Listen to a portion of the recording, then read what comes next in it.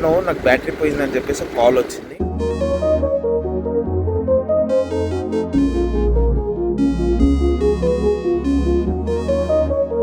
Mobile చూసారా ఎంత నీట్గా ఉందో. బేసిక్గా అన్ని బ్యాటరీస్ లాగానే ఇది కూడా నార్మల్ అన్ని బ్యాటరీస్ లాగానే ఉంటుంది అనుకుని కస్టమర్కి ఒక ప్రైస్ చెప్పాను. బట్ ఇది వచ్చేసి డ్యువెల్ బ్యాటరీ ఉంది. నేనే షాక్ అయ్యాను. ఇది నాకు చాలా కాస్ట్ ఎక్కువ పడుతుంది, కానీ నేను కస్టమర్కి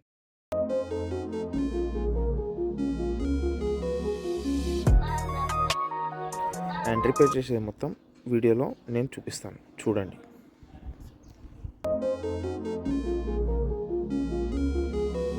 కస్టమర్ దగ్గర నుంచి ఫోన్ పికప్ చేసుకున్నాను. ఇప్పుడు ఈ ఫోన్ రిపేర్ చేసేసి కస్టమర్కి ఇచ్చేద్దాం. దీనికి ఒక హాఫ్ అన్ అవర్ టైం పడుతుంది, చేసి ఇచ్చేద్దాం ఫ్రెండ్స్.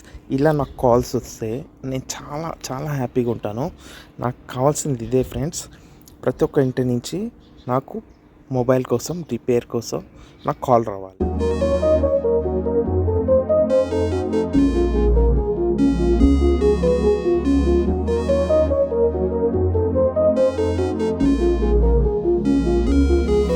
కమిట్మెంట్ ప్రైస్ ప్రకారం నేను తీసుకోవాల్సిందే, బట్ కస్టమర్కి ఇన్ఫామ్ కూడా చేస్తాను ఇట్లా డబల్ బ్యాటరీ వచ్చిందని. అని ఇస్తే ఓకే, లేకపోతే ఇవ్వకపోయినా okay, it's okay bro. But పని అయితే అయ్యింది.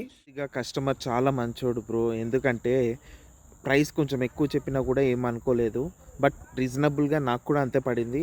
ఎక్స్ట్రా 500 నాకే ఛార్జ్ అయింది, అందుకే నేను చెప్పాల్సి వచ్చింది. లేకుంటే కస్టమర్ ప్రైస్ చెప్పాలంటే నేను చాలా భయపడ్డాను.